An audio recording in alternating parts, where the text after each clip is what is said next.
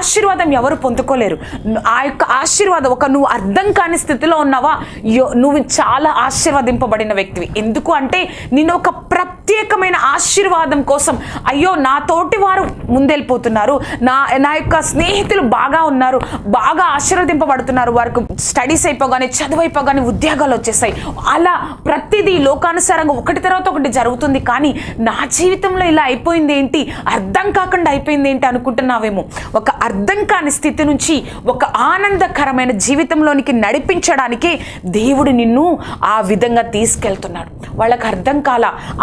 అటువంటి వ్యక్తులు, ఆ యొక్క పరిస్థితిని ఎదుర్కొన్న వ్యక్తులు ముందు లేరు, తర్వాత లేరు, వాళ్ళే. ఎందుకంటే ఒక ప్రత్యేకమైన ఆశీర్వాదం అది వాళ్ళకి మాత్రమే కాదు, లోకానికి అంతటికి ఒక ఆశీర్వాదకరంగా వారిని నిలపడం కోసం దేవుడు వారిని అర్థం కాని స్థితిలో నడిపించారు.